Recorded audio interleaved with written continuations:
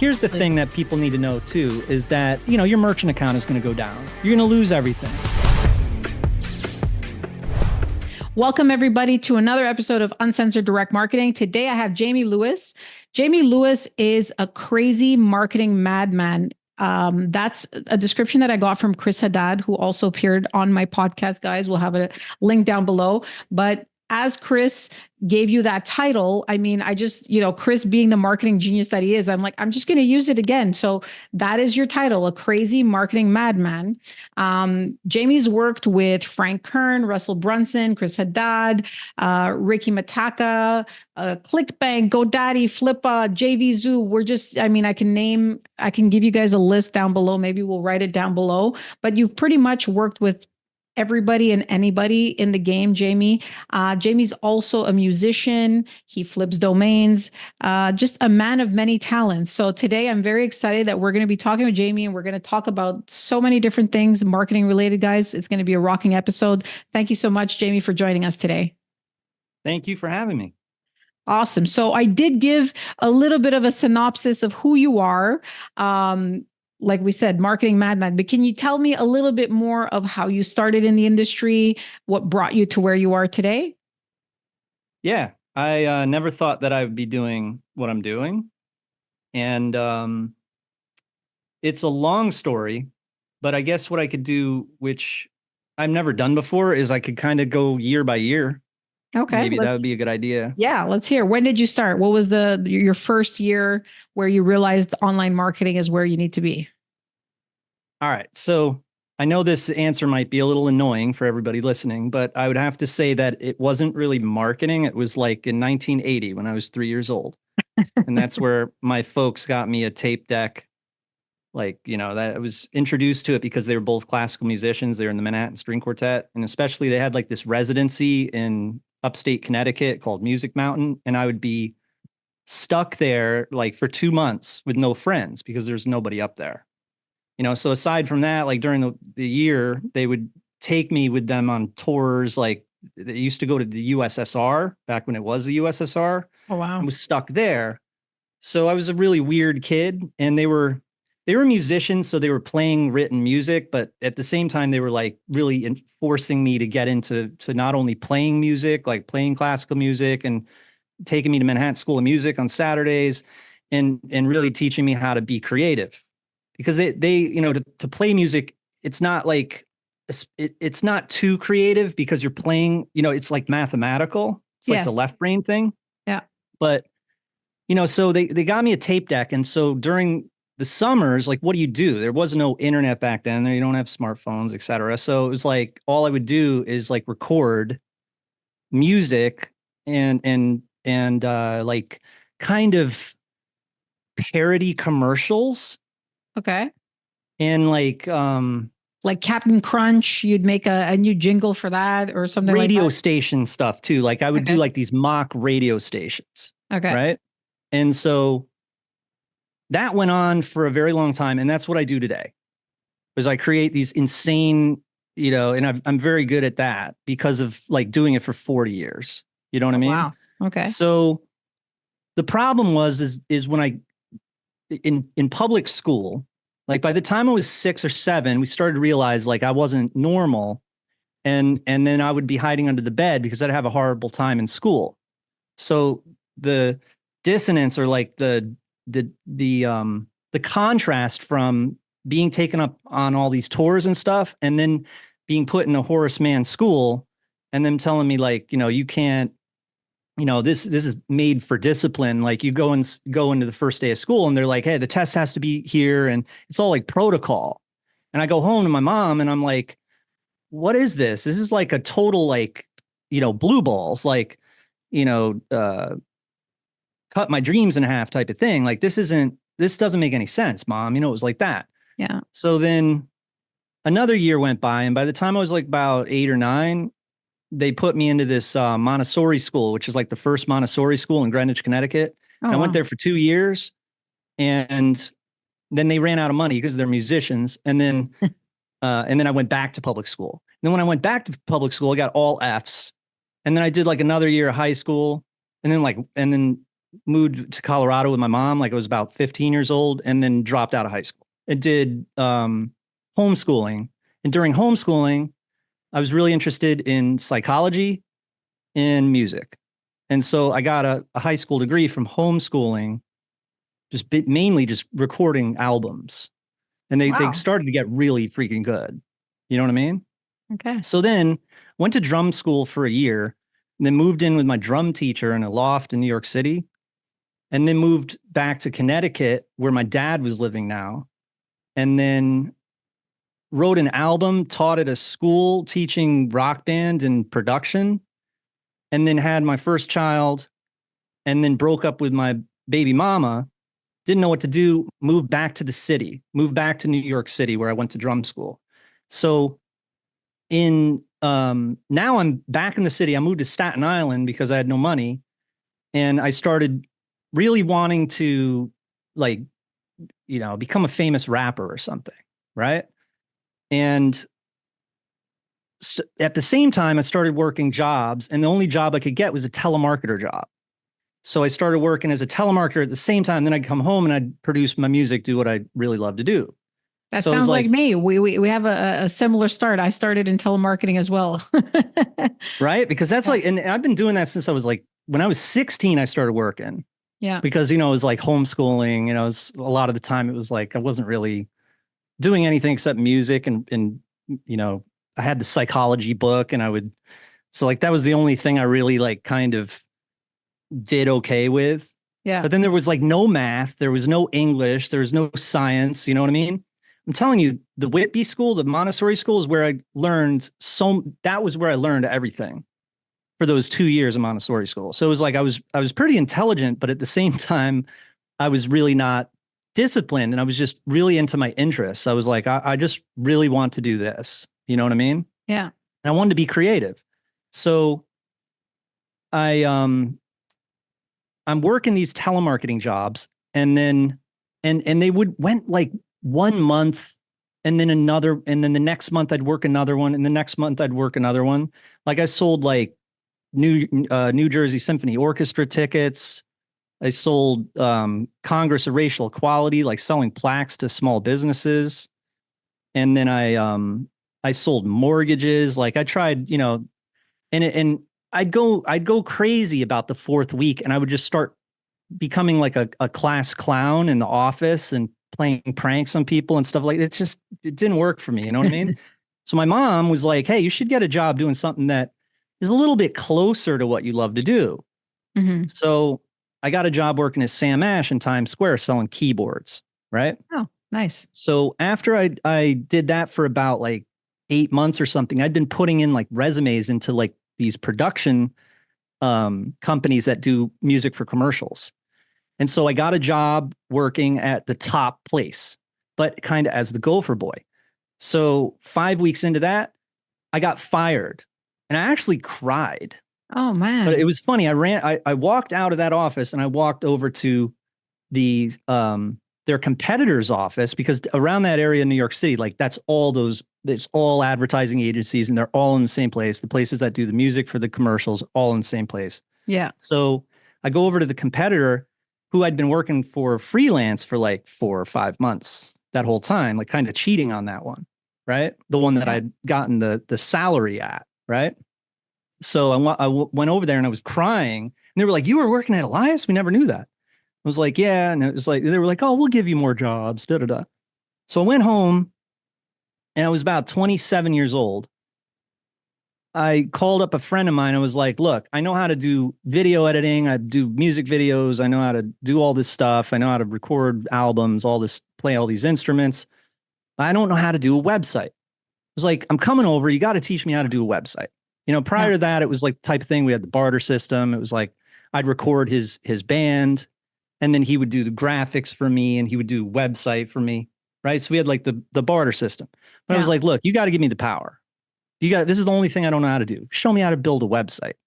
Right. So Okay. I went over there, and he was like, "This is how you do a website." And he showed me like HTML, and I'd learned Photoshop by now, like knew how to do What album year is covers, this, right? if you don't mind my asking? What year?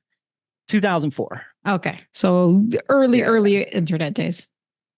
Yeah, because I got that job at Elias like January 2004. So by March, that's when this was happening. It was like Okay. March 2000, 2004.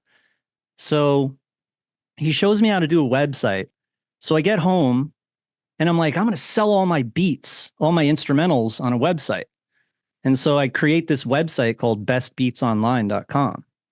And I look up the competition on Google. And I'm like brand new to the internet at the same time. Like I'd hardly used the internet. And so I'm just doing all this stuff for the first time. So I go on Google and I'm like, hip hop beats for sale and stuff. And all these sites come up, I'm like, wow, it's all these people are doing my idea, So I guess I was like, I'm going to learn from what they're doing. Yeah. So they're all selling them for like $50 or something.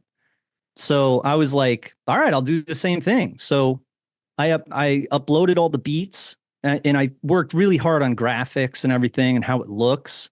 Looking back, it's like I did not know what I was doing. Like you don't do work that hard on graphics and making sure the banner moves and it's a GIF, Yeah. or GIF or whatever you call it. I still don't you know what I mean? So it's like, Tomato, tomato.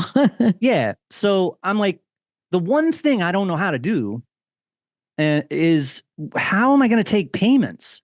And prior to this, I had a little bit of experience with making like a an album, and then we were like, oh, how are we going to sell the album? And so I had the impression in my mind that it was going to cost a lot of money to get a payment processor, right? Yeah. And so I go on Google again, and I'm like, how do I get a payments? And all these options came up. Something called PayPal popped up, and then there's this other thing called MediaPal, and then there was this other thing called ClickBank. Yeah. And so I look at all the options, and I look at the ClickBank thing, and I'm like, oh, it's only $50. Okay, well that's a cool idea. And I look at PayPal, I'm like, this doesn't really seem to that's not going to work for me. And then I'm like, I look at this MediaPal thing, and I'm like, wow, you could do a shopping cart. You can sell all the beats all at once. Like someone could add like 20 beats. I was like, oh, that sounds good. Yeah. So I get the MediaPal and I plug in the buy it now buttons in the shopping cart onto the site. And then I'm like, all right, now I got another problem. How am I going to get advertised and get people? How do I get it to show up in Google? Right. And so I was like, well, I guess I've got to do a search on Google for how to get traffic to your website. So I do a search and all this, make money in 2 seconds comes up. And then this one book comes up and it says Google Cash. It's called Google Cash, right? And the author of this book his name's Chris Carpenter, right? So Okay. I buy it with like, this is like the only money I had. It was like $50 or like $100. So I download this book and I start reading it. And I'm like, and looking at the sales page, I'm like, can't be true. This Yeah. is insanely amazing. So I start reading the book, and it says in the book that you can sell other people's products using Google AdWords. And so it's like an arbitrage play. Like, so you can, pay for traffic. You can just, direct the traffic to an affiliate link. I'm like, an affiliate link? What's that? You could sell other people's products. I was like, change of plans. I'm going to try this, forget the Beats site. Yeah. So I start doing this, I start doing the AdWords and I make a sale, right? I make a sale for like a psychic offer on ClickBank. So this is like, May. It's like a month later or something. So meanwhile, I do start sending AdWords traffic at my Beats site and I sell one of the beats, but then I get all excited and it was an exclusive beat, which means they download the beat and it's theirs now. So I lose it. And so it's $300, wasn't 50. But the other ones, there were no other sales. And I'm like, what's going on? So then the bill for AdWords gets to be like $300. I'm like, oh, this is not going to work. It's not working. And then the psychic thing didn't make any more sales. So I was like, all right, I just broke even. I made $300. And then I'm like, MediaPal, send me the $300, please. It was that type of thing. So I'm like, all right, I give up. So because I'd read Google Cash, I was like, well, let me just try one last thing. I'm going to create a new site called Beats 365, and I learned something from ClickBank and learned something from these offers that had like absolutely no graphics, nothing. It was just like, hey, you're going to make money or something like that. Yeah. So it was like, you get all my beats for, like I think in the beginning it was $15. You get all my beats for $15. So I start sending AdWords traffic at that. Boom, I get a sale. Boom, I get a sale. Boom, I get a sale. So it was like every $5 I spent, I'd get $15. So I was like, I'm retired. I'm retired, because the vision in my mind was, if I can get this to work, then I can, I don't need to work. It's automatic. So I already knew that I needed like an autopilot model. You know what I mean? So that's working, but it's only doing like $60 a day or something, right? So I say to myself, like, now that that's working, find another thing to do, right? So my friend comes over from Los Angeles and he's using my computer for a second. And I'm like, what are you doing? And he's like, I'm looking for a job on Craigslist. And I'm like, what's Craigslist? And so I look at Craigslist, and it shows that there's all these different categories. Like, and one of them was cars and trucks.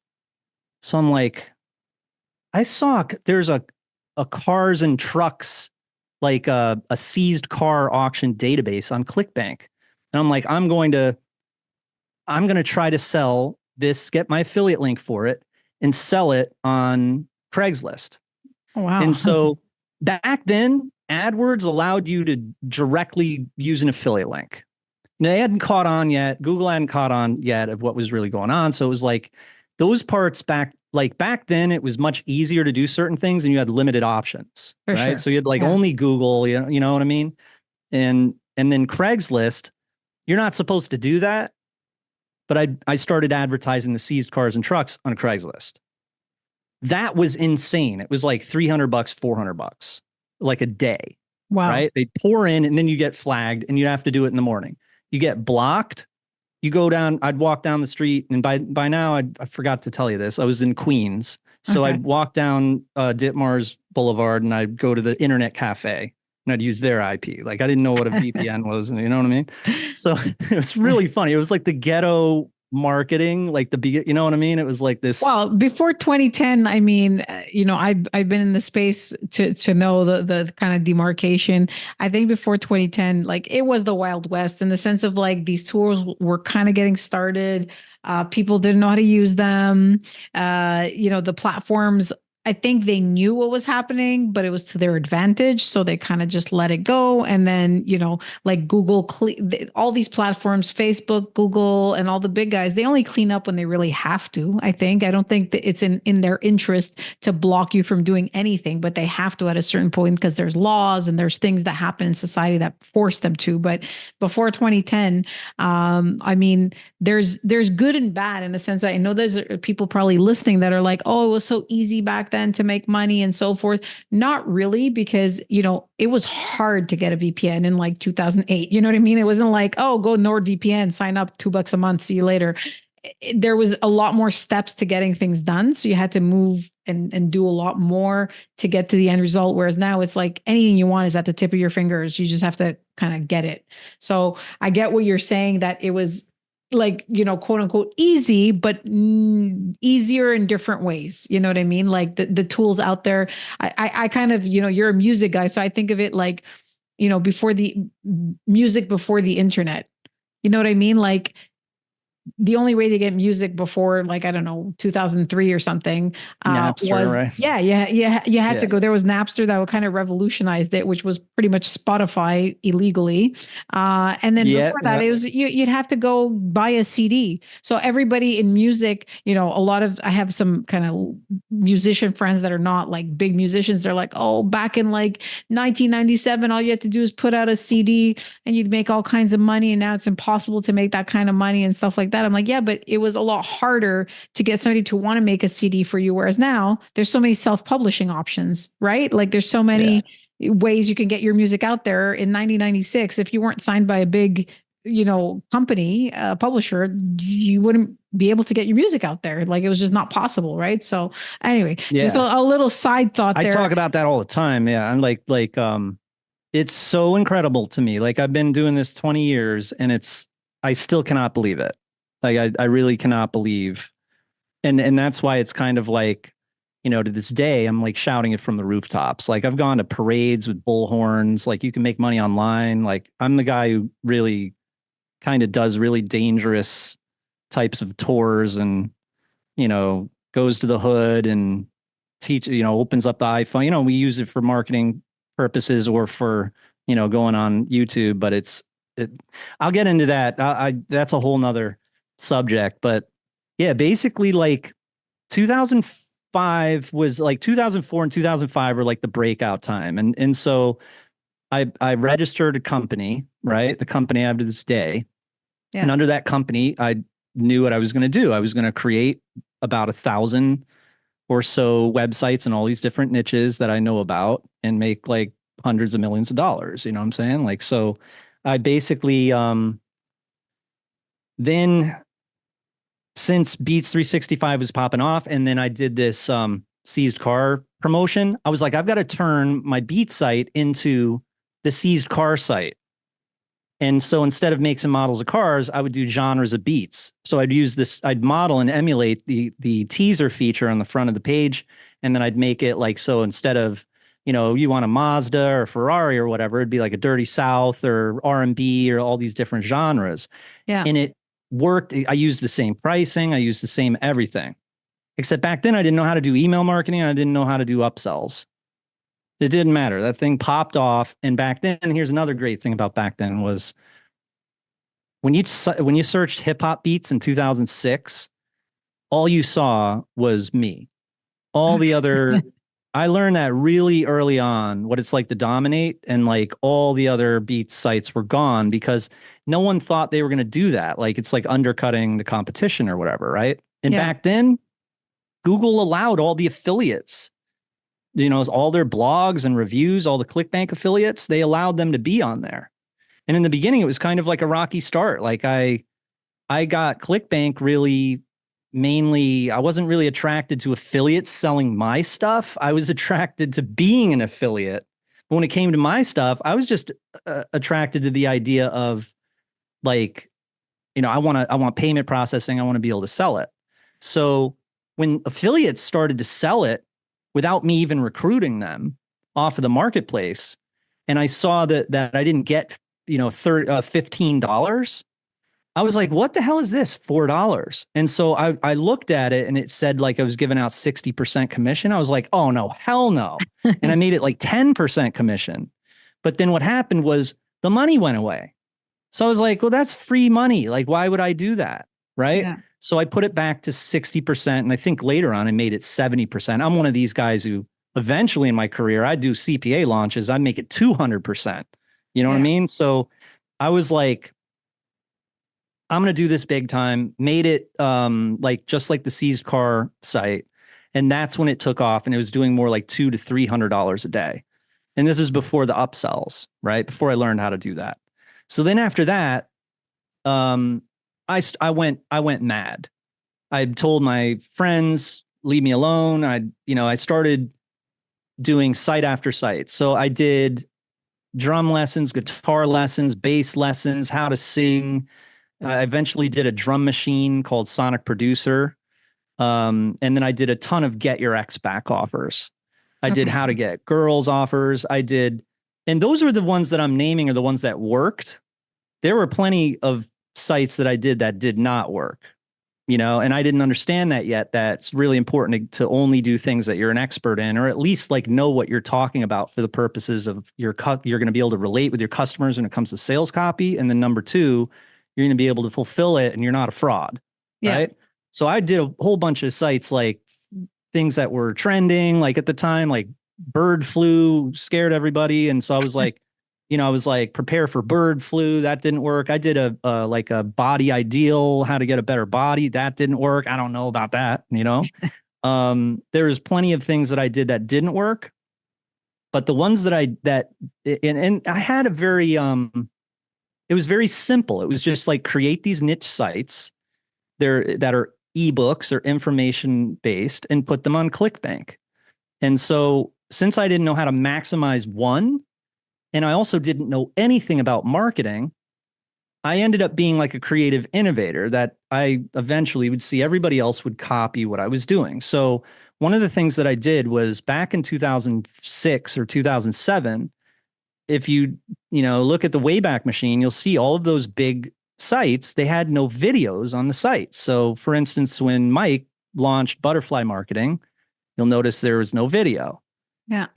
Mark Warren's Ultimate Wealth Package, which was the number one on ClickBank after the FTC took out all the data entry sites in 2006 or 2007. Yeah. That was a no video site too. So because I didn't know about upsells, I didn't know about email marketing, I was one of the first people to put like a video on a site in 2005. So I tried my best at like a biz op offer, even though I was only in the game about 2 years. Yeah. But a lot of people were asking me, they were like, obviously I saw that it was like big time on ClickBank. It was, that and weight loss were the biggest. So I was like, I'm going to try my luck at that. And so I built this site called the Profit Monster, and I put this video on it.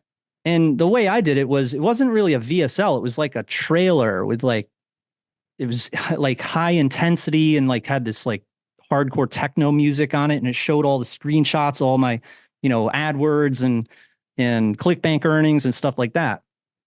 And, it did okay. It did like 200, $300 a day, really nothing much. Okay. But when the FTC took out all the data entry sites, which were dominating back then, like writing jobs, data entry, and they were like BS, Yeah. So they took them all off. And then me and Mark Warren, who is Mark Jenny, we are number one and number two. So instead of me like saying, oh my God, this is amazing, I'm going to get so many sales, like revamp the site. So yeah, I hit up Mark and I'm like, yo, are we going to get in trouble or whatever? He's like, no, yeah, I'm going with it. And he went on to live it up at number one for like a year.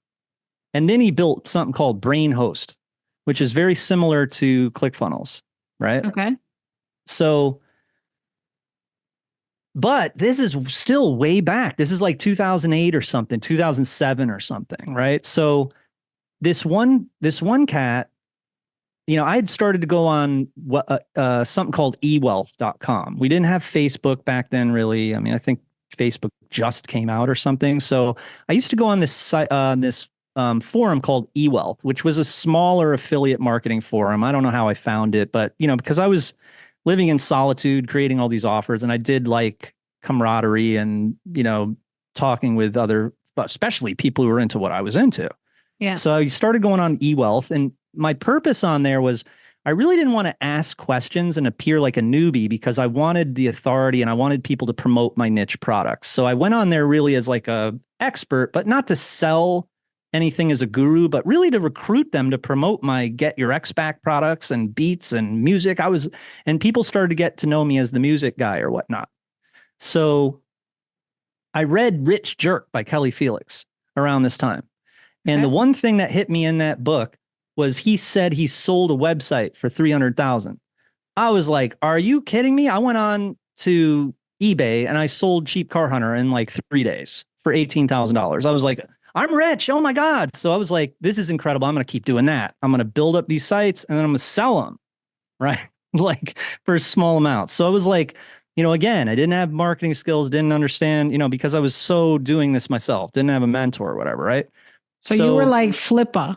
You were like, that's pretty much what you were doing, like a Flippa kind of model. Flippa was called SitePoint back then, I think. Okay. But I'd use eBay. I would just go on eBay and I'd flip sites on there. So that's how I met Frank Kern. One day I think I tried to sell Beats 365 on there, but I tried to sell it for like 10x or something, like $200,000 or something, or some, you know what I mean? Like, yeah, something like that. Or like maybe it was like 500,000 or something. And of course it's not going to sell for that much. So and I'll tell you what it seemed like. This is what it seemed like. This old man calls my phone. It seemed like that. And he's like, "Hey, Jamie, how you doing? Frank Kern here." And I'm like, "Hi, how are you?" And I'm like that, like, "What are you doing? How did you find my number?" I'm like that. And he's like, "Well, I see you have this site here on eBay. I'd like to ask you some questions about it." And I'm thinking in my head, all right, could be a potential buyer. He sounds like somebody who's established and has money. I thought he was like 70 years old. So he starts talking to me and stuff. And that first call was really frustrating. I was just like, "Frank, just give it up, dude. I don't think you're right for this." Yeah. And so like we hang up and it went nowhere. A month later, I got another site on, selling or something. And same thing. "Jamie, Frank Kern here." I'm like, "What's up, Frank? How's it going?" Again, the old man's calling back. So we're talking. And then halfway through the conversation, he's like, "Well, you got to have disclaimers. You should add a disclaimer on there because, it's against the guidelines and this and that." And I'm like, "Frank, it's fine. Everyone loves the product." I'm like thinking this guy's a noob, He's like, "Well, the FTC actually took me down in 2003 for $400,000. I'm like, "What?" He's like, "Yeah, I make $1 million a year on ClickBank." I'm like, "No, you don't, Frank." You know what I mean? It was like that. Yeah. And he's like, "Yeah, I actually do." So I was like, "Well, great talking to you, Frank. Cool. All right." So we got off the phone like two days later or something, like pretty quickly. One day I see that I'm getting all these sales for the guitar lessons product. And I see his ID, his ClickBank ID. I remember it to this day. Can I say his? I don't think he would mind. It was a Vora promo. Okay. So if anyone wants to send Frank Kern money, you use that's his ClickBank ID. I don't think he would mind because, you use it, he's going to get money. So anyways, like Vora promo, like all the way down the page. And I'm like, and he hits me up on AIM, on AOL Messenger. That's what we used back then. And he was like, "Hey, Jamie, it's I'm making some sales for the guitar lessons thing. I'm trying, man. It's like my guitar list is a little shot though." And I'm like, "Frank, what's up, Frank?" You know what I mean? So it was like then he starts asking me about all this music and stuff, like he's like, "What type of music you listen to?" And it was like that type of, it was freaking Frank Kern, bro. He was like selling guitar lessons and like dog training and stuff like that back then. Crazy. Yeah. So it was like 2006 or 2007. So meanwhile, I'm on eWealth. This cat hits me up and he's like, "Hey man, we should work together." So he flies out to New York City and we hang out. And he's like, his name's Latian, right? And so Latian, he's like, I could be your manager, but we need to do, better niches. He's like, "I don't know about the music niches." And he's like, "What about the pickup artist niche?" So we do this pickup artist offer together. And then he goes to an event in New York and he meets this guy in New York that has all these servers and they just spam Craigslist. And so ClickBank didn't allow our pickup artist offer because it was just way too. And that's why yesterday I said to Chris Haddad, I was like, "How in the hell did you get these offers approved, bro?" And I thought of that offer. You know what I mean? And it was like, there's no way. And then that's the way we did things, was like a lot of the time I wouldn't get approved for things or I'd get like kicked off somewhere because it was just so wild, But this offer converted like crazy. This dude, I think his name was Walter, that Latian found at the conference, started sending mad traffic at it, and we're selling it with pay.com. Mike Filsame did pay.com. Yes. So we're selling it with pay.com like crazy. And it's just like boom, boom, boom, boom, boom, boom.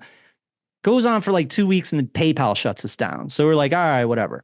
So then Latian's like, "I'm going to go out to Vegas to this affiliate summit thing, 2009, I think it was January 2009. And he's like, "I'm going to recruit everyone. I'm going to go and get all the gurus to promote us. So we need to do a biz op offer." I'm like, "No, hell no. I'm not." After the Profit Monster thing, like after that Mark Jenny, you know what I mean? That when I was like, "Oh no, hell no." I'm like, when that scared me. So I was like, "I'm not doing that biz op."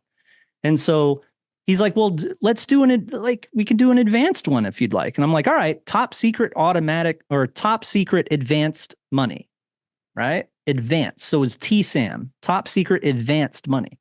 Okay. This dude we finished the product and everything. We do a launch, and I didn't know what the hell he was doing. He was like the affiliate manager. Yes. So we launch, and he changes it to top secret automatic money. So we do this launch, and he gets a whole bunch of guru guys to promote it, and it does really good. And then we have a list, and I'm like, what's a list? Like, that's when I started to learn about like email marketing, right?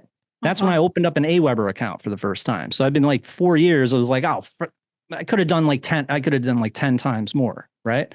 Yeah. So, and from selling a whole bunch of those sites, I forgot something.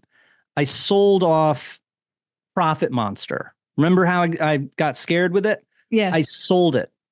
You know who bought that offer as a newbie? People bought that offer, Yeah, of course. Adil Chowdhury bought that as a newbie. You know who that is? The owner is Scribble. Oh, wow. Okay. Adil. Yeah. So he bought that. He was working at McDonald's or something, and he was a newbie. And I still remember his customer service emails too. He was like really aggressive. He was like, this is a scam, not, like that. And he is a multi-millionaire. Like me and him are like best friends. Like we, made up or whatever, So, so basically like I sold Profit Monster on eBay, and this one cat buys it for $38,000. Right. So not bad. Yeah. So, I mean, it was 200, 300 a day or something like that. So he buys it for $38,000. And then he gets kicked off of ClickBank the next day. And so he's like, what do I do? Oh my God. And I'm like, oh my God, I might lose it $38,000. He might want it back. And then I'm like, all right, I'm going to help you. I'm going to help you get it back. And I help him get it back. And ClickBank made a mistake or something. They get it back on. So then he was so impressed with the customer service I gave him. So he was like, I want to buy more sites. So he bought like a music lessons one from me, bought like a violin lessons one, like, you know what I mean? Like, so me and him started to talk and work together. And then he told me, he's like, there's this one dude in the game. He's just amazing. His name's Frank Kern. I'm like, Frank? And then I found out Frank is younger than me. That was the kicker. That was really funny. So me and him are like working together. We start working together, and in one way or another, the one thing I do remember was with the music lesson site I gave him. This is some crazy, crazy shit. I give him the music lesson site, and I keep checking in on it, see how it's doing. That was part of what I promised when I would sell these sites, was like, I'll give you 30 days of consultant, all that. So I look into ClickBank and I see that it's doing like all of a sudden like $800 a day or something.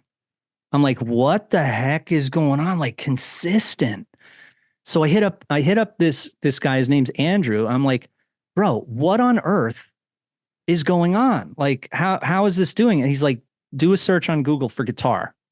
And I do a search on Google for guitar, and there's this YouTube video that pops up.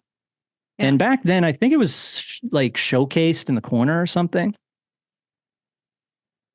I click on it, and it's this video with this kid playing guitar with 40 million views on it.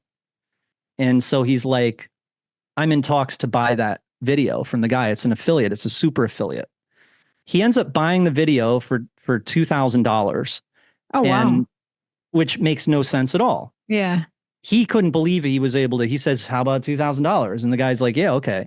So it turned out that there was another guy squatting on this dude's video. So the dude who owned it didn't know that this guy was making money from it.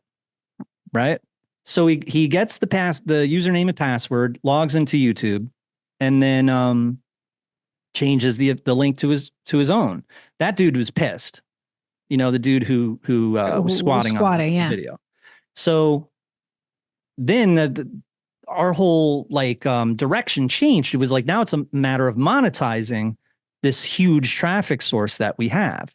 So we'd log into the YouTube channel, and it was like the 19th video on YouTube, like the top 19 video had badges everywhere. Oh, wow. It had like activity, like a comment like every 10 seconds. It was just insane. Did the guy who made it like come back to you at any point and be like, hey, Nothing. No, it was this famous guitarist and someone jacked that video. It wasn't even like a legit channel. Oh, wow. You know what I'm Okay. saying? Like we have it Yeah. to this day. We have the channel, you know what I mean? And so we we built this we built this site called Guitar Superstars, and it was like Andrew made me like jump through hoops, and it was just a nightmare working with Andrew because it was like dude, really? He's like, no, you need quality, da da da. And I'm like, oh my God. So I'm like recording all these guitarists and going on Craigslist and getting guitarists to come to my house and recording them. He's like, you can't just do it yourself. Right. Yeah. So we had this ridiculous YouTube channel that had so much traffic, and I don't think we made much money with Guitar Superstars at all. Like by the time that thing was done, like something was up. Like we lost the momentum or something. I don't know. Like, but nothing really happened with that. So then this guy who I'd been talking to, who flew out to New York City from eWealth or whatever, he tricked me into doing this, top secret automatic money. And that VSL was like a cartoon. Again, here I am like working way too hard on something. Created like the first internet marketing cartoon where there's all this analogies. Like it's like a manufacturing, like these evil guys are manufacturing like these boxes on a conveyor belt. Yeah. And at one point in the VSL, it's like they're showing the conveyor belt with the boxes, and then somebody jumps out of the box, and I'm like, oh my God, it's a customer. Like, and then it shows the boxes go into like a furnace. So what it was showing was like that Google doesn't care about, or like the big guys upstairs don't care about customers and shit. It was really pretty genius.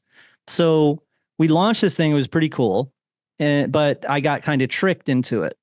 So then he's like, all right, next we have to do something called copy and profit.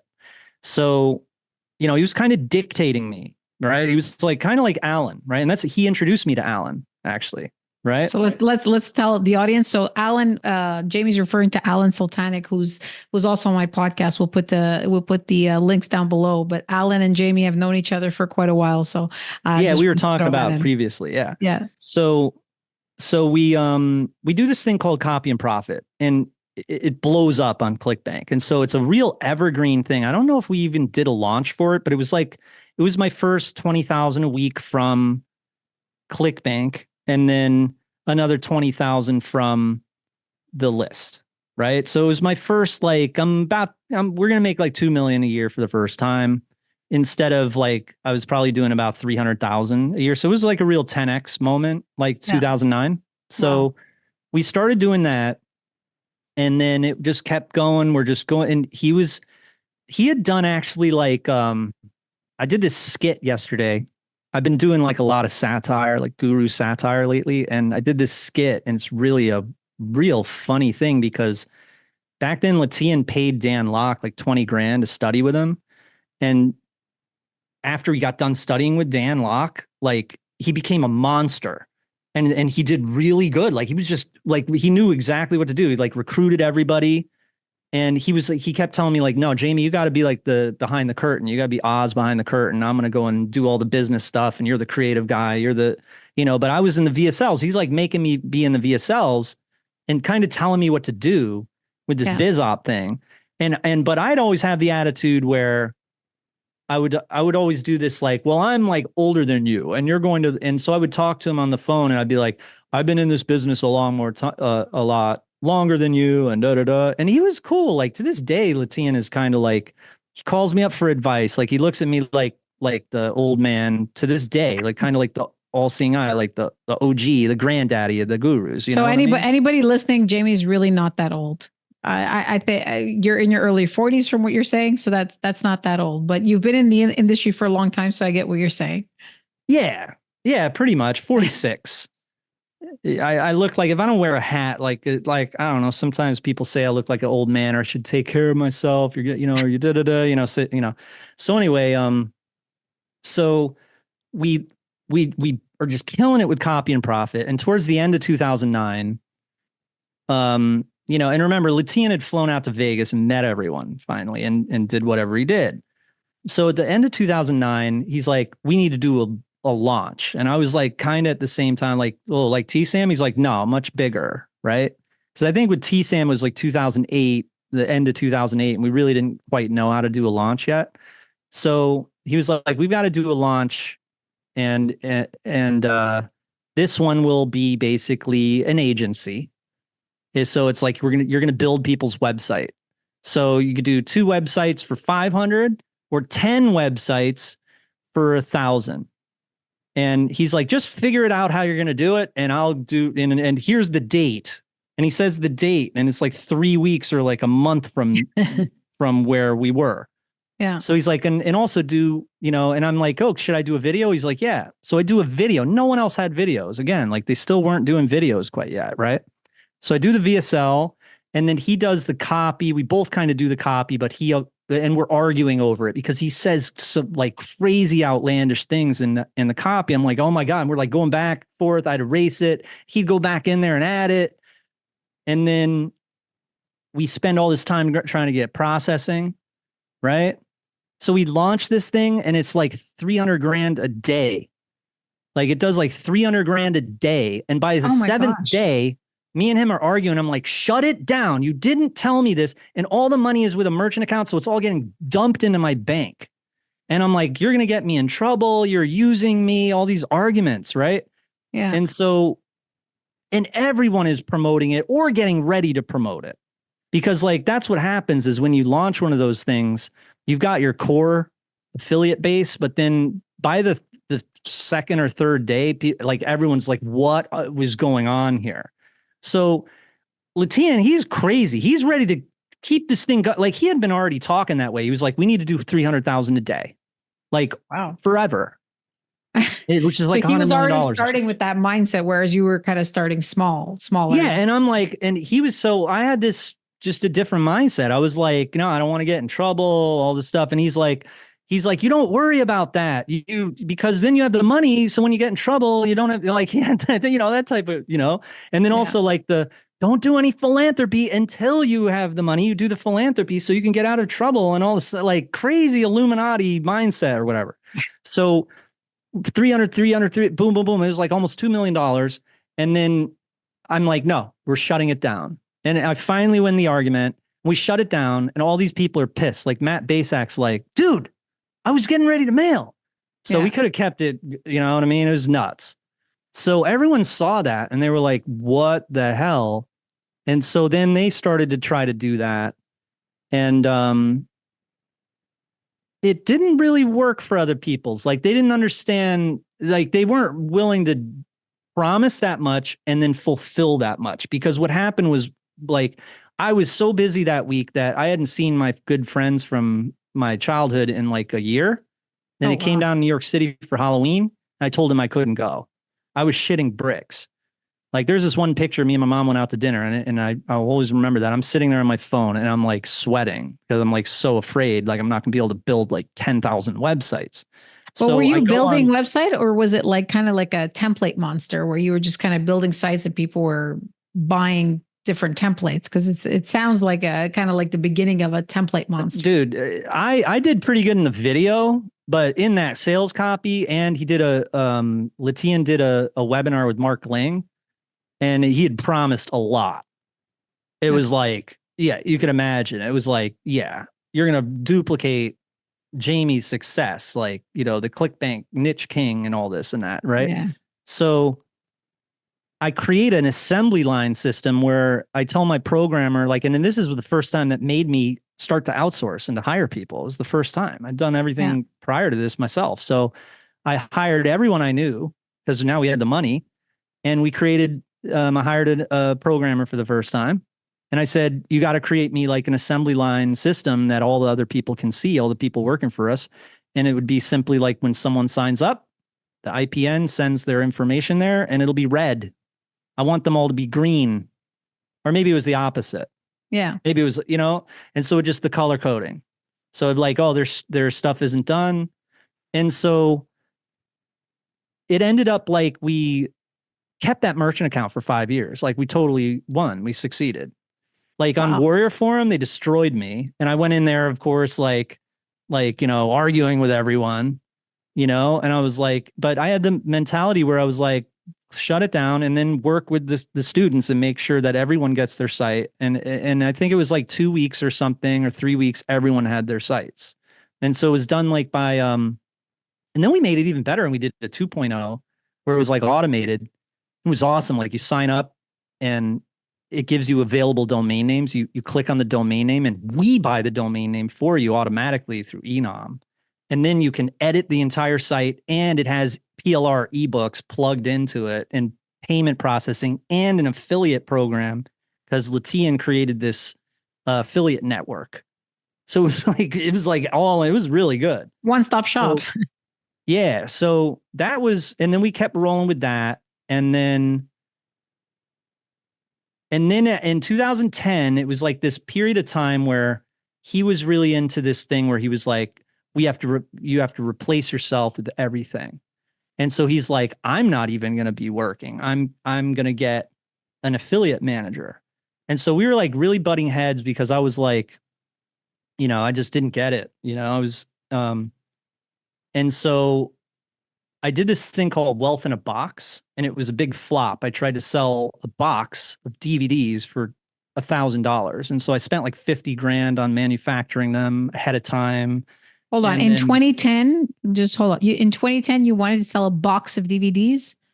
yeah, Okay, yeah, so I could see why that would fail, obviously, right? Like we're already at the cusp of Netflix and all people kind of yeah, watching digital stuff and music's already online. So yeah. strange choice, right? Yeah. I heard that Frank did something like that, and then I heard like very recently, and then Russell Brunson was doing like you sends a like a DVD like a drive. Like I Yeah. think he was giving out the drive for free or something. So, there were like DVD ROMs that had shit in them. It was really good. And a lot of people did buy it. Like Ricky Mateka bought it when he was a newbie. You know what I mean? So at this point, like a lot of OGs were buying my stuff as newbies, right? So, but this isn't when this thing popped off, right? So I had this flop with Wealth in a Box, and I was like, oh, to heck with it. And Latian's not helping me out anymore. And I mean, no, much love to him. He's great. His thing is he's got this. I think I haven't talked to him in a while, but he's got this thing called Site Mana now, where Okay. it's like I don't know if it's a scraper or something. I don't know. So I fly out to Vegas for the first time. I bring a couple of my friends from high school because I'd never gone anywhere like by myself or whatever. So, I always lived like my parents bringing me around as a kid or whatever. And, I lived in the city, but I'd never been to Vegas. So, and especially to hang out with a bunch of gangsters. So I was like, I'm gonna bring my friends. So we go out there and I rent this suite and I invite everyone to the suite, all the gurus to the suite. And by now, there's Alan Sultanic, right? He had just come off of this big launch with Matt Basak and it was like top gravity on ClickBank and everything. And there's a bunch of other guys there, like you probably, people would have heard of, like Rob Benwell, Blogging to the Bank, like Andrew Fox, like, I don't know if Andrew was there though, but back then those were like the top dudes who'd been doing it a while, right? And I knew Alan, like Latian had been like, hey, we're gonna get on a phone call with this guy who's really helpful and is kind of like a know-it-all, and that was Alan. And so we got on the phone with Alan. And since then, after that, then me and Alan would talk and we'd pick each other's brains pretty much. It was like 2009-ish, right? So yeah, January 2011, went out to Vegas, threw this big party. I remember Alan telling me, he was like, dude, it's a sausage fest. So me and Phil Mansour, we started to go down the elevator. We're like, Alan says it's a sausage fest. We got to go down to and so it was at the Palms, in the Fantasy Tower. So we Yes. go down to the lobby and me and Phil are like, hey, would you like to come out to the party? Like that. So we do a good job recruiting. It kind of popped off. Right. And so, I had my friends there. It was like very eclectic group of people and stuff, but all the gurus were there and very debaucherous activities and stuff. I mean, I won't get into that. But after that, came home and then I started to partner with Travis Stevenson. Right. Now, Travis Stevenson nowadays, he's kicking absolute butt with this this program where he teaches people how to take household items and do Amazon reviews for them and stuff. So he's running paid ads. He's just killing it. So I partnered with him, and then we did Income Entourage, and that was like top seller on ClickBank, crazy gravity, maybe like 800 gravity or something. Did like 2 million, and then after that, then we did a second one called Income Times 10. And the importance of these products are crazy because like Income Entourage, Income Times 10, and then I created I Am with Jamie, right? So I Am with Jamie was like my evergreen thing. I never launched it, but it was like recurring. So it was like a $1 trial, and it was one of the first offers where you get actual coaching. And the gurus didn't like it because it was like $1 one-on-one. And so I would do for $1, you get one webinar, and then there's OTOs and recurring 97 a month. So I'd have people staying on there for 5, 6, 7, 8 months. Let me just ask you this. Let me just ask you this, Jamie. Sorry, because you mentioned something earlier, and it's just bugging me. I have to ask you. So you're naming all these people, like that and that you've met through different, different social events and so forth. And this is one thing that comes up very often, and people ask me this because I know a lot of people in the industry as well, and I don't know. They just came about. So there's longevity, right? You've been in the space for a long time, but how else are you connecting to these people? Like, let's talk a little bit about like networking. Like how did you meet, all these people that are connecting you to different people? Are you just putting your name out there? Are they reaching out to you? What kind of advice do you have for people kind of trying to get to know all the important people in the space? Well, when you're a vendor, everyone comes to you and they're promoting you, and they send you emails like they'll be like, hey, can you put my tracking code in your thank you page? And hey, and when I went out to Vegas, everyone was like, oh my God, Jamie Lewis. I couldn't believe how many people knew me because Latina be keeping me in the basement. Now, So it's a lot different than like if you're an affiliate marketer, like, in 2007 when YouTube, this side note, when YouTube came out, I didn't think like I could use YouTube to be an affiliate marketer. I thought the only way to do affiliate marketing was with like AdWords or something. So I put on a video of me playing beats, and that's my main YouTube channel. You see the first couple videos were like me playing beats, and they did really well. And in the comments, everyone was like, yo, how do I get that keyboard? I was like, oh snap. I signed up for Musician's Friend, dropped the link, that was my first free affiliate money. And you're never going to meet anyone that way, really. You're never going to meet any other people in the industry. And I mean, like when you go to ClickBank events, I wouldn't even really recommend that. Like what happened was so funny. I've never really even been to ClickBank events. Like, I go to the ClickBank parties. I go to, one year we went with my baby mama came out, like we became friends again. And she was like, I want to learn how to do all this stuff. She came out with a friend and they both bought the badges. And I was like, you bought that? Like you actually bought Affiliate Summit? Like who needs that, And then she's like, yeah, come with me. And we went to I'm getting ahead of myself. Great story. I got to tell you the story. The singing guru. I got to tell you that. But long story short, to answer your question, it's like, first of all, when you're a vendor, you're going to meet all sorts of people. I was going to say at the ClickBank events, like they one time had this circular thing where it's like speed dating, networking. Yeah. It was so ridiculous. It was so stupid because it was like, you talk to one person and they're like, and it's so incompatible. They're like, I'm in like reverse records, or I'm like in like Forex. Like, I'm like, oh, you trade Forex? They're like, no, the Forex niche. I'm like, oh, you know what I'm saying? Like, yeah. So it's like, it's always incompatible or whatever. Like if you're like, when I was with Beats, I sometimes would reach out to other hip hop people or like rappers. But I'm telling you, like the way it went down with the BizOp stuff, all this, when I started to teach it in 2009, 2010, 2011, it was really like that. My boy had started reciprocal mailings with these people. That's really all it is. Like if you want to meet a whole bunch of people, get the top of the leaderboards, right? Yeah. So basically, I didn't know that stuff. You have to, and I think Alan teaches this a lot in his NHB group, kind of shout out to him again, but you have to just take a leap and become an offer owner, because that's where you're going to meet the right people, and that's how you're going to get people who want to talk to you, right? Is that basically what you're saying? Like, just take a leap and have your own offer. You want to get to know somebody, you want to work with someone bigger than you, like get on their leaderboard. Okay. They're not going to talk to you if you're not on the leaderboard. It's like, okay. I like to keep things real simple. Like I don't like doing riddles and all, making it confusing for people. It's like, yeah, it really is that way. And I mean, yeah. So anyway, I'm almost done. I'm sorry for rambling, but, so after 2011, right, it was like, these were like the dark ages, right? And so the reason is there's some really bad people that started dominating, right? Like really crappy stuff. And during that time, I took a lie detector test for a VSL,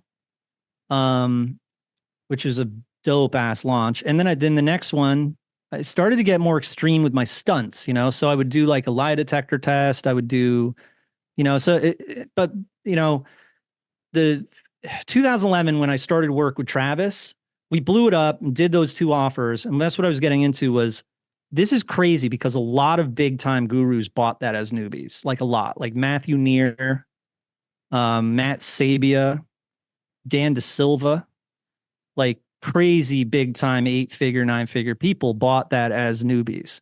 And what it was like especially with I Am with Jamie, it was real intimate coaching with like 100 people at the same time, And so I would start like unmuting people. I started learning a lot about these customers and students and learning a lot about our society.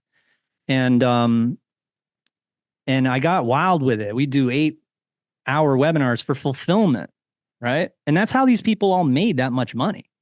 That's how they got successful was, they got real successful. I'm not saying that Income Entourage and Income Times 10 weren't good products. Travis is incredible at SaaS, and I was really good at SaaS too because I built Sonic Producer in 2007. That was my first SaaS, was like 2008.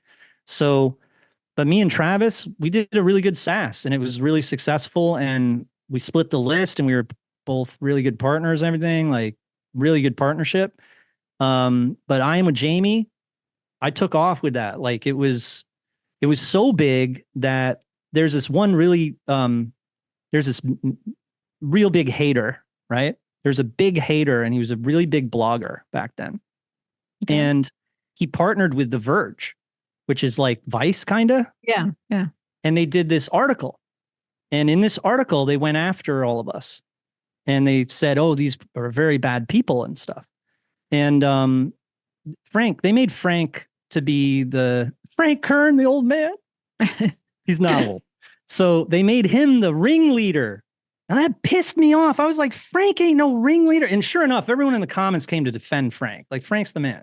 Yeah. And then they had Anthony Morrison. They had, Anthony's great too. Like, he's like a religious guy. I know for a fact he's a good person. You know what I'm saying? Like, he does it big. Yeah. He's a beast, but I know for a fact, like, I'm not going to get into those stories, but we're talking like he got invited to a party one time, and it was a wedding party, and the dude, it was a big wedding, and he yelled at the guy who was getting married that he was like, yo, you can't be doing that, man. That's not cool. Like he's like that. Like, so he's got morals, you know what I mean? So yeah. All right. So anyway, so this dude, they do this expose, and they put my I Am with Jamie banner in the article, and they have only my eyes, and they were like the evil eyes. Like, they made them like red and stuff. And I called up those Verge guys on the phone. I was so upset because I worked so hard at fulfilling I mean, it was this stupid video. It was a clever video, where I show off a bit, and it's cringy and stuff. But it was only $1 for heck's sake. And then it's like, you can cancel. It's on ClickBank. I mean, give me a break. And so I got so upset at that it changed me. And it didn't, like, where I was like, I'm going to back down, because I saw how ridiculous it was. Like, at one point I called up, I tested them at that blog, and I was like, what do you think of Jamie Lewis? what do you think of this? And I showed Beats 365, Yeah. right? From back in the day, like my Beats, which like you see all over the place. Like you'd be watching videos anywhere and my Beats come on. I'm like, what do you think of that? And they replied back. They all were like, he sells stolen ringtones and da da da. I was like, all right. All right. All right. I see you're full because, sometimes you'd be watching those expose things and you'd be thinking like, damn, are my friends like really that bad? You know what I mean? No, because that's what Well, they're you can, very I mean, rabid. the FTC, different governing bodies and so forth. I mean, there's good and bad. And I think it's important, to have the FTC and to have people and reporters and so forth. But I've been in the marketing space for a long time as well myself. And there are many times where I know people personally, I'm like, no, you're just taking like 2% of what he said and making it like 90% of the story. You know what I mean? So Yeah, usually it's I pretty bad. But I'll tell you one thing. I think we need the FBI. We need to, and I mean, like federal government. I'm iffy on, I'm like more of a libertarian or whatever. But yeah. FBI, SEC.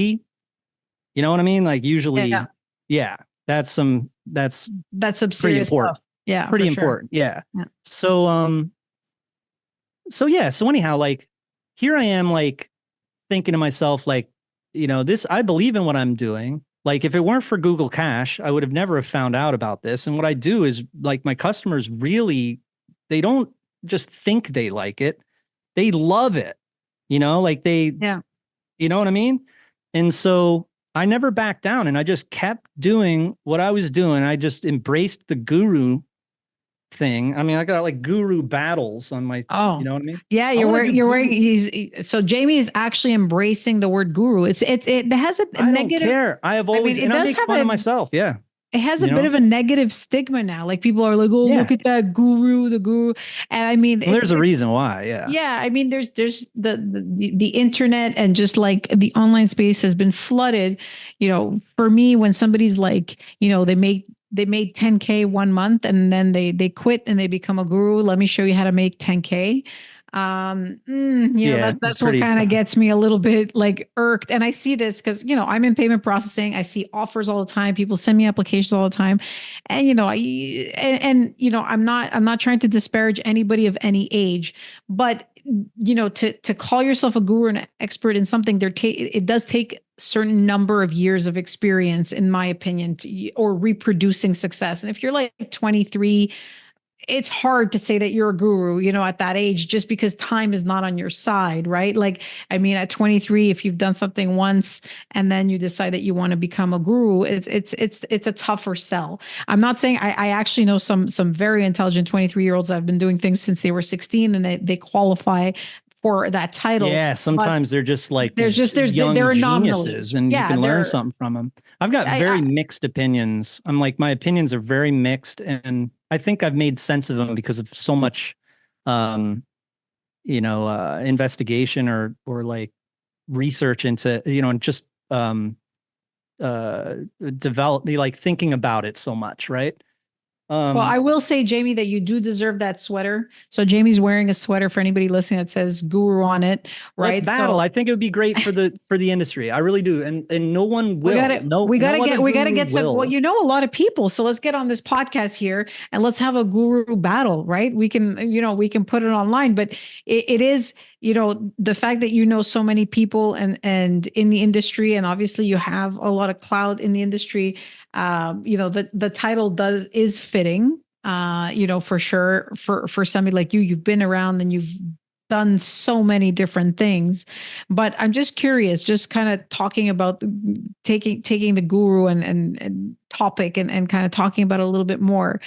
How would one determine whether a guru is full of shit? Pardon my English, or somebody who's actually worthwhile. Now, anybody listening here, listening to your story is going to be like, wow, this guy, he's been around for a long time. He's done so many different niches and tested so many things. So it's obviously somebody I should listen to. But if you're online kind of looking for advice and looking for how to take your next couple of steps up in the industry, like what are some things that you would caution against, or you would tell people, this is somebody that maybe has what you're looking for? Um firsthand experience from doing certain things, not just being a consultant. You know what I mean? Like, I mean, I'm not to discourage, I'm not to disparage anyone either, but and it's also like I spend a lot of time like fulfilling, what I promise and Yeah. doing everything.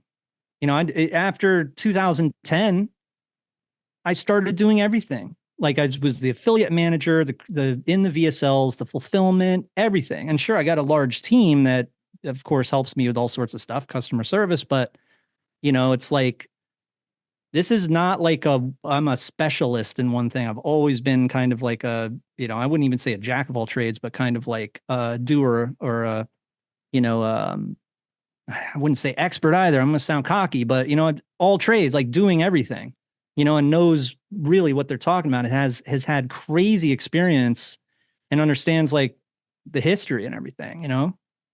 Um, but yeah, I was going to emphasize that. I know my story is like long as hell, but after that freaking thing popped off with that article, I did the lie detector test launch. And then I turned everything into music. Like, so for instance, I'd do a VSL and I would sing the entire BizOp VSL. So it was like a musical, Oh, right? wow. And so when I got interviewed for that launch, the Singing Guru, and it was like, I said, oh, I'm launching the Singing Guru. I was like, have you lost your mind? No, it was hip as hell. It was like every song was like reggae or gangster hip hop. It was really dope. So like during that, like here's a good answer to your question too, right? Like all the interviews I got for that, like no offense to them, but they're just so nerdy and like left brain, like so nerdy. And what I mean by that is like the entire thing is in music, right? Yeah. I know for a fact that catapulted, or like prior to a lot of that, I had a hard time. Like people would talk bad about me on Warrior Forum or something. After that, after certain things happen, because that blogger like really hurt my feelings, and he didn't even have me in the video, had my evil eyes, but he messed with a friend of mine and said that my friend has chronic diarrhea, and Oh, like boy. my friend Onik, you ever heard of him? Yeah. Yeah, so he said he had chronic diarrhea, and I was like, no, hell no. And I just boom, parody on the guy. And then he went away. He started doing MLM because they were hardcore. Oh, wow. Ranking, sending ads at him. You know what I mean? People Yeah. wonder, like, it's the first time I ever admitted that. But um he was weak. He didn't fight back at all. He had a regimen every day, every Wednesday he would post, and then he just like left. Like he wasn't, it was like it was an asshole. So Anik, is that it? Just to clarify, is it Anik Singal, the one that Anik did the FTC course just recently? He's doing some stuff on compliance. So yeah, interesting. he's my best Okay. buddy. Like he's like he didn't deserve that. You know what I mean? Like Yeah. he just does things really big. You know what I'm saying? So Yeah. yeah, so I mean, I don't know what happened, but he didn't deserve the article back in the day. You know what I'm saying? So yeah, and so all those guys, like I've done comedy parodies of the gurus too, and like sometimes they get mad right away, but they hit me up. Like John Reese hit me up one time. He's like, dude, what the hell are you doing? And I'm like, bro, I made it that you and Frank are. I told him this. I was like, I had this parody where they walk into Tony Robbins' office, and it's a parody based on where they walk in and they're like, Tony, we have this problem. Our stuff isn't, our stuff sells, but customers don't use the product. So we did this parody with green screen, and me and a friend of mine dressed up as John and Frank, and we're like, yo, Tony, we have a problem, and it's really well done. It's like we're talking like the accents and everything. We have this problem. We create adult toys and we did this and that, and customers don't use the product. And they don't, and we don't want them to return the product. It was like really funny. So John hits us up and he's like, dude, what the hell are you doing? And I'm like, come on, man. I made it like you're selling, adult toys or something. It's not like you're the end of the world. Like I did one of Dave Wood from Empower Network, and they Yes. didn't like it either. I don't think they were like, what the hell? No. Don't loop me in with them. I'm like, I made him like a drug dealer that was like smuggling and stuff. Like, He had some issues with the FTC. He's been long gone, shut down, right? no, he's Oh, back. oh, he's back. Okay. Yeah, he had some issues and stuff, but yeah, he's a very smart guy. I Yeah. still I don't do any of the MLM stuff. I don't really understand it. So Yeah. to this day, with all the levels and shit, I'm like, what the hell are you talking about? Like MLM and Takes a lot of guys, organization in your brain to figure out an MLM, that's for sure. yeah, Whenever and we get an also it's MLM really, application, I'm like, write it all out for me. I want to and it's all that follow. Yeah. MLM's half the reason why we get so much stigma trying to teach business. I mean, Yeah. that's all we're doing, like teaching online business, and we got to deal with all this stigma and all these customers who've been in these horrible things. And Yeah. in personal life, oh my God, I've had family members oh my God, terrible. So I'm not really the best person to talk to about that. But so anyway, long story short, after that, I became an activist. And then I would go to like, I started doing these street performance things, like, you know, how David Blaine will go in the street. And Yeah. I'd see these parallels where it's like, if I see other performers, like I'm gonna emulate that. The same thing as what I did with the seized car auction. I'm gonna emulate that model and use it with mine. So I'd like fuse models together, Yeah. right? And man, the numbers, the experiments that I've done, like with the Singing Guru, like the Broadway musical VSL for BizOp, and it's hypey as hell, Yeah. right? It proved that the stigma is a bunch of BS because I didn't have any complaints for that. There was no one talking bad about it. Like everyone was just like in shock. But the copy, it just rhymed. That's all. It was the hypiest BizOp copy that you have ever heard, but it was funny. This is a Broadway musical. Yeah. So because it was a Broadway musical, like no one said, "Oh, da da da," and no one messed with me after that ever again. Like people, like I did this one VSL where I traveled to all the students' houses. Like I emailed I sent out an email. It was like, "Yo, if you're in New Orleans, we're going down to New Orleans, like that area. We have Yeah. people in Texas. We like drove to Texas, New Orleans, like all over like that area because we wanted to go to New Orleans. So we're like, hey, Yeah. we're going to New Orleans. So we drove around and made everyone money. Like actually walked in there and did the Craigslist thing, like post on Craigslist and made them money on Wow. camera, and then did big ass launch. This is like 2014, right? Yeah. And then I sold a group of the sites, again, a really big sale, but I didn't stop working like I did Singing Guru because of the activism thing. So it was like, I'm never turning my back on this because, you know what I'm saying? So then 2016 came along, and then I created Domainer Elite, which was a SaaS. And it's because I was really getting really good with selling domains on the side, which is a great case study. And it's also one of the easiest models to do. Like I have this business model hierarchy where it's like 27 of them that I've found. Like it basically goes like this. It's like agency. If you were to look at a kindergarten, first grade, second grade, third grade, it's harder and harder. And also Yeah. based on the time that it takes for you to get your first payment. Yeah.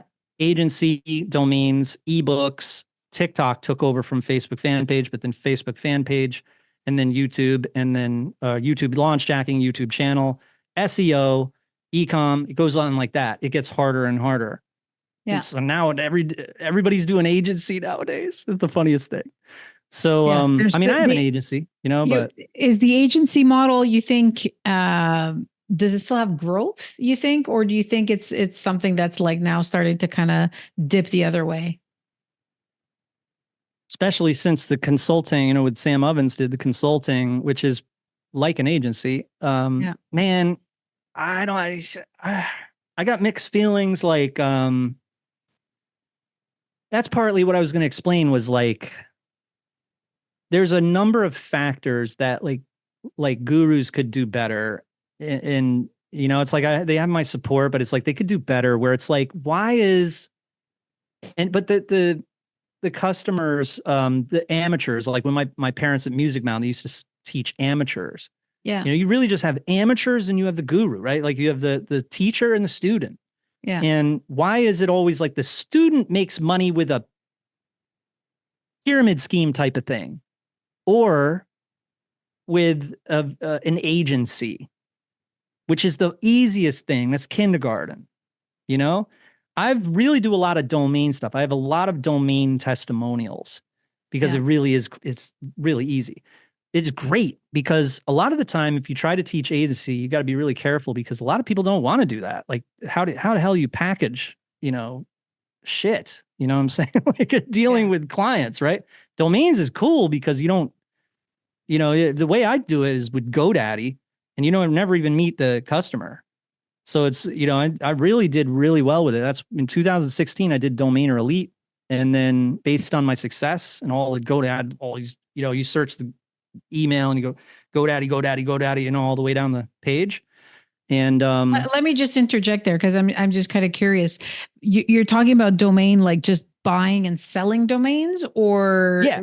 Okay, so in 2016 there was still quite a bit of growth with buying, because I feel like domain buying and selling to me was kind of like the early days of the internet, maybe up until 2010, because domain names per se, I mean, for very large companies, yes, they're important, but most people, find their traffic through various sources, so they don't necessarily need to spend that much money on a very popular domain. But you're saying that, does that still do well, or was that really just like 2016 and so forth? This is exactly what we were worried about, and this is the great thing about like when you do something and no one else is doing it.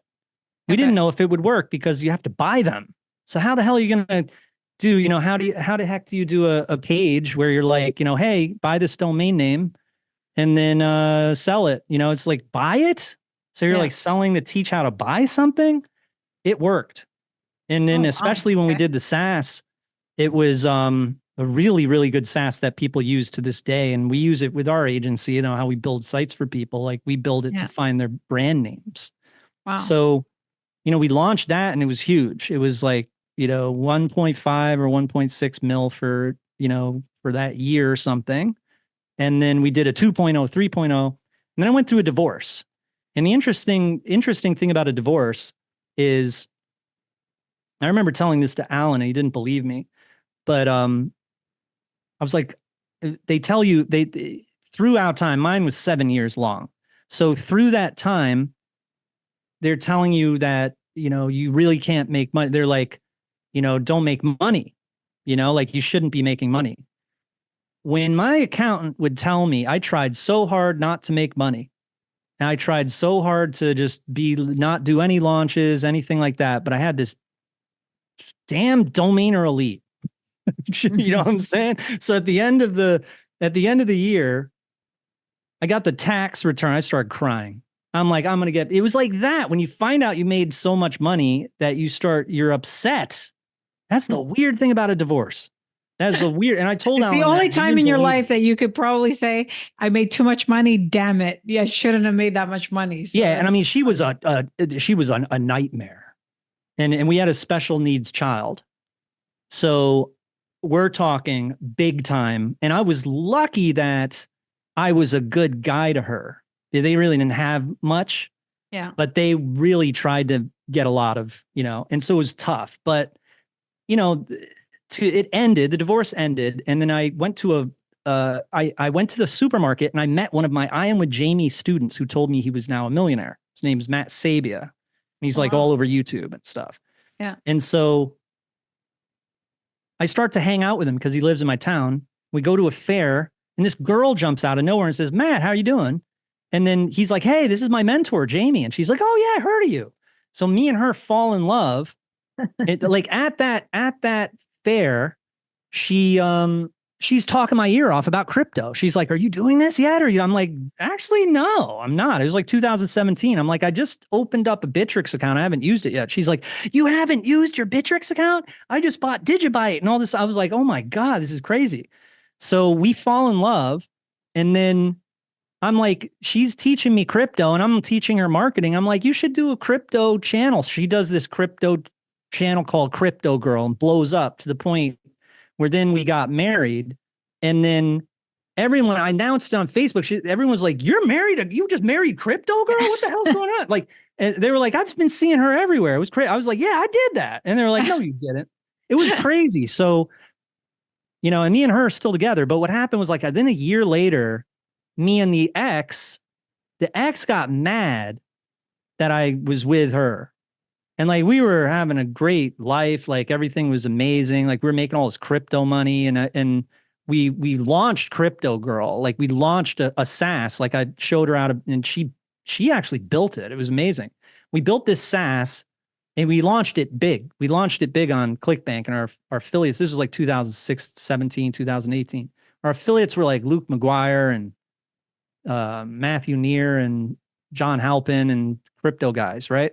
Yeah. And except for Luke McGuire, he's like a JV Zoo guy, right? So, I mean, and that was another thing I didn't mention was like I was very big on ClickBank, and I was one of the only guys who was allowed still to launch on ClickBank. Everyone else was gone. Everyone was kicked off like between 2012 and 2015. They did tell me I couldn't launch Singing Guru on there though in 2015. So I flew out to Vegas and I went with my and it was worse than that. Like they had Beats 365 on there, like everything was good, but I think they'd closed down one of my offers. They closed down a couple like Travis Stevenson, the ones I did with him. They closed out and it was really bad. We weren't on good terms. They were like, you can't do any more offers. You can keep the ones you have, but you can't do any more. So I flew out to Vegas.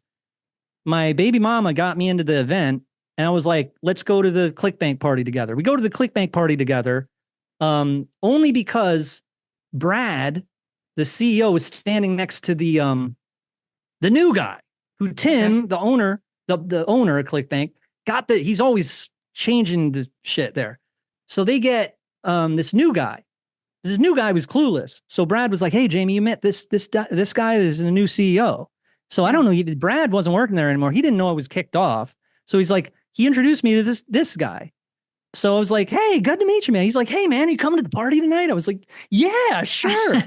So I come to I walk up to the door and there's the girls with the rope or whatever. And they're like, yo, Jamie, you're not allowed here. What are you doing here? And I was like, I'm on the list. Check it out. And then she's like, all right, I'll go see. She goes and talks to the CEO and he comes out, hey, Jamie, like he's clueless, right? So I get in there, I get drunk with the CEO. And I also hang out with Tim because he got like some 3D glasses or something he's selling on ClickBank. And he told me, he's like, I don't know anyone here. I'm like, what do you mean? You're the owner. He's like, well, I know the CEO. I don't know anybody else. I got like 3 companies, bro. I don't he's like that. It was awesome. So we all get drunk together. I'm like, hey man, I want to do this Singing Guru thing on ClickBank. So then I get back on ClickBank. I do Singing Guru. And everyone's like, how the hell did you do that? You know what I mean? It was like always like everyone's like always wondering how I'm always still there. You know what I mean? So that shit's a lot of work. You know what I mean? Like that's the hard part. So fast forward like 2017, right? We do this big launch called Crypto Prophecy on ClickBank. And then my baby mama pounces again, the other one. And then I back in court, right? She wants all this money and stuff. That went on like 5 years or something because the pandemic made it longer. Yeah. The pandemic saved my ass because then it was like they couldn't drag me in there.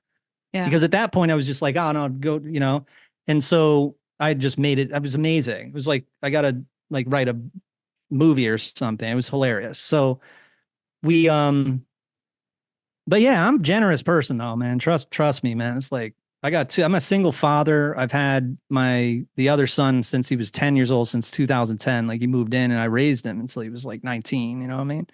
So, yeah, then 2018, I see something, I see a couple people doing a certain model and I'm like, that's such an interesting model. And it's kind of like fusing what we do with agency. So like, what if I just do launches for people? So I try it. And I sell way too many than I think. Again, that's the way it is. There's a big demand. So I sell like 9 launches. And that was the really quick 300 grand or something. But a lot of that money I'm going to have to put back in. But it gave me like this altitude that I really felt like I was like, wow, that's freaking power. Because when I do well and I have like in a very fast amount of time, like I could do like a good amount of money. For some reason, it gives me like energy. It gives me like pressure. It gives me pressure to like, so I do these boom, boom, boom, boom, boom. I start launching like bam, bam, bam. Everyone's like, just what the hell's going on? Just a quick question, Jamie, that you're saying launches. So you're buying domains, sales you're contests. creating. Okay, Yeah, the whole kind of everything, like, okay. everything. You're Yeah, so I buying got really traffic, good you're at it. getting offers for you're creating the offer and buying traffic and all Yeah. of that jazz that comes with it. Yeah, I mean this entire time, like we're running, like this entire time I've been talking about, like I'm doing the guru thing. You know what I mean? Like I'm rocking like 2014 is like, again, like the dark ages were 2015, 2016. Like I created like the Skype group, try to help out everybody, like all the OGs, like Anthony Morrison, Alan was in there, like, I'm sure like it was dark ages. But I was rocking it, man. Like, cause I was really doing it not for the money. Like it was more of like, of course I'm gonna get money and then all the team gets paid, everything gets paid. I get to pay for my house and taxes and everything. But it was Yeah. like I wasn't really doing that. It was like just something that's gonna happen, and of course I'm gonna take a paycheck from it. But it was like that's not what's in my mind. It's like when I do something, I'm like, I want to do it because I want, to change the industry, like change this problem, like where people look at, I'm not gonna say gurus, but like, why can't you say that? Like, I make this analogy, like, why can't you teach karate? Like, if someone's gonna teach karate, you don't tell the person, like, well, just so you might get hurt, you might get your ass kicked or something. No, it's like you bring your kid to the karate dojo or whatever, and the instructor is gonna be like, yeah, sure, come on in. No, no, no. You know what I mean? So Yeah. why is this like the only industry where it's like if you say, yeah, you can do it, like you know what I Well, mean? I mean, my perspective on that, I think, is also a little bit that there's I don't know how to say this without sounding there's a scammy kind of connotation when people make too much money too quickly. You know what I mean? Like if you're making, even let's say $500,000 or $1 million a year and you're working like 20 or 30 hours a week, people are like, it must be a scam. It's not. You're just better at putting things together. You're better at understanding. Making money is not necessarily a result of hard work, and that's hard for people to understand. I think a lot of people still think you got to work really, really hard in order to make money. Yes, you did for a certain period of time. Like you did, for example, in the beginning of your career, you said you didn't meet friends, you stayed home, you did all this stuff, so you paid your dues, and now it's kind of like you're reaping the rewards, which is, you can make money quite easily because you know how the moving parts, not easily in the sense of like you don't work, but something that would take somebody, 3 days to figure out, in 10 minutes, which is, similar to me. Sometimes people will come to me, they're like, my declines are da da da. And I just look at their processing, I look at their checkout flow in like 30 seconds. I'm like, do this, see you later. That's all you got to do. So I just think that there's a stigma though for your everyday man looking at you and saying, well, why does he make it? There's a bit of jealousy, I guess, like people don't like necessarily to see somebody make money a lot easier than they can make it. And that's why guru has a bad connotation, because it's like, well, what does he know? All he does is, buy some traffic on YouTube and he's making 1 million or 3 million or whatever a month or a year. So whereas, when it's like a karate dojo or a local business or something like that, there's a little, you're seeing it. People don't see where you've come from. People just see what you're doing right now and it's taking you 2 hours. Well, that must be a scam because nobody can make that much money in 2 hours. So it makes me laugh a little bit because, people, even for me, will see me, let's say my fancy car and this and be like, oh, it's so easy for you. People in my family, oh, it's so easy for you. You got money and da da da. I'm like, yeah, when I was eating tuna and eggs, where the fuck were you? You know what I mean? Like you were enjoying your $60,000 a year job while I was grinding, making fucking $20 a day and scraping the bottom of the barrel. So, you see, I'm very passionate about this, but it just, you can call yourself a guru, I think, legitimately, because you've done, I mean, look at this last, how long we've been talking. It's you've gone through so many things and tried so many things and you weren't afraid to take risks. And, sometimes you pulled back and so forth, but most people are not able to do any of that stuff, and they hate on people that are able to do it. So I think that's why there's that negative connotation of like, what is a guru? Why does he call himself a guru? He can't, possibly be a guru. He made money in a month or whatever the case is. Obviously for people in marketing, people in the space that are a little bit more mature, they can see that there's a lot of work that goes behind something like this. It's not something that you came up in 10 minutes. But I think that the word guru, it's negative. I don't know. That's the like whenever you see it mentioned on social media, people put guru in quotations. You know what I mean? And that has this Yeah. negative connotation, and I think it prevents, or it doesn't do a lot of people service, in the sense of like somebody should be learning off of you. Somebody should be, trying to match your skill, and listening to all your steps, and follow them. And to me, when I listen to somebody like you, it's like, okay, you did this, you went from, agency, domain, you named all the industries. Is like, how do I try to learn all this as quickly as possible so I can skip all the steps that Jamie did so I can get there faster? You know what I mean? Whereas other people, and unfortunately it's the majority, will just hate on you and be upset that you made more money than they made, and then call you a fake guru and call you fake, and so forth. So it's just easier to hate It's on people. it's a very toxic ecosystem, Yeah. especially with the way that the gurus handle it, Yeah. because it's like being a villain could be cool. Yeah. So a lot of the time, like if you see in the comments of someone like Andrew Tate, right? In the comments, you'll see people defending him saying, well, he makes more money than you. And the other person's like, well, it's a pyramid scheme, right? Yeah. So it's but he's got a lot of fans because villain is cool, right? Yeah. So it's very confusing to people. But I'll tell you one thing from personal experience: there is like a very like foundational problem where I could post a tutorial, like a full, all the way to the end on how to sell a domain, and someone will comment. And this will happen a lot. Someone will comment, um, "This isn't 2004 anymore, dude. You can't do that anymore," or something like that. Immediately they're going to hate, just because and it's not like they're jealous, but it's more of like, if they were to believe that, then that goes against everything that they're doing. Like when they wake up and they go to their job and they're dedicated to their job, if they were to believe in what I'm saying, because I mean, I know a lot of people are freaking miserable with their jobs, and they could, why does it take like 70 years for someone to say, I know so many people who are 60 or 70 or 80 years old where they're getting to the point where they're like, I want to write a book. You know what I mean? Or like Jordan Belfort in jail writes a book, Yeah. right? And there's power in creativity. It's like, why are all the gurus creative? Like a lot of them are creative geniuses, right? Now, the other side, the toxic part, is that sometimes you could have somebody who really deep down has no experience, but they have charisma, and they're on stage and they become a guru, and they're the ones who are giving people who are actually doing things like a bad name.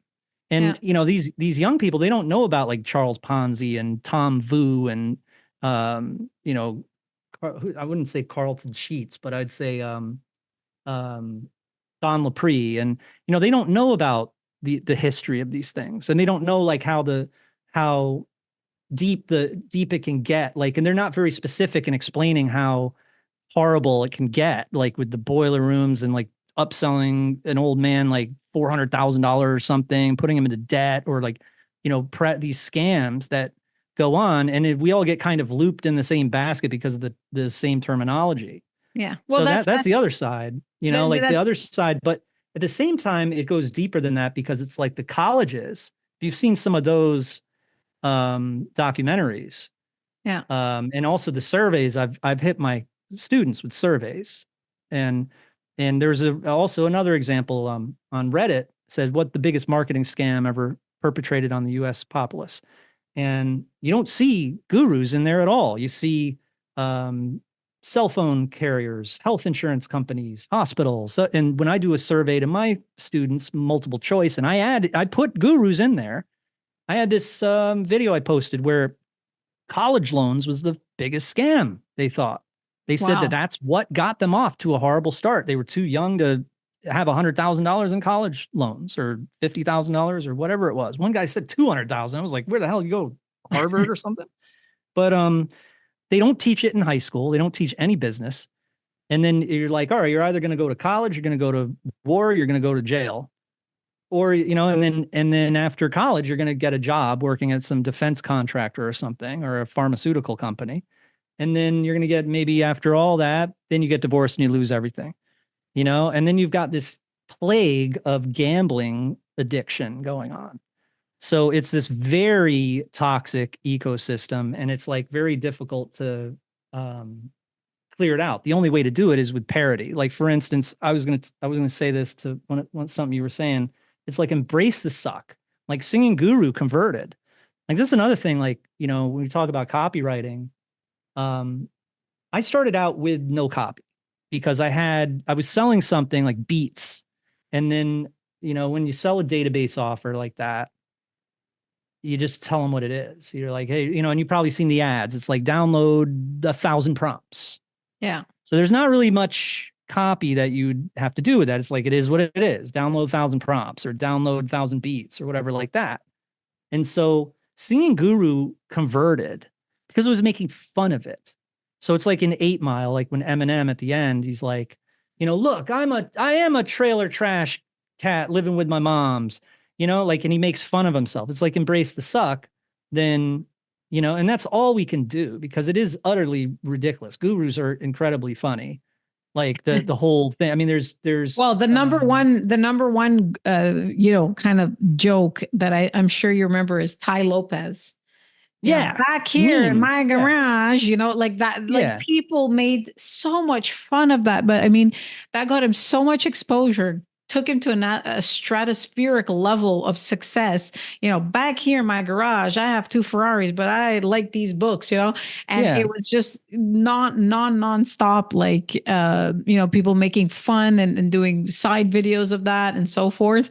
But at the end, I mean, he's the one who became pretty successful. I mean, I don't know. Yeah, and here's the honestly. thing that people need to know too is that your merchant account is going to go down. You're going to lose everything. Like if and are you smart or are you stupid? Usually, someone who's built something like that or is managing something like that is pretty smart. And so, therefore, if you're pretty smart, you know that you need to get very low chargeback rates and low refund rates, or you're going to get closed down. Yeah. So you're going to deliver.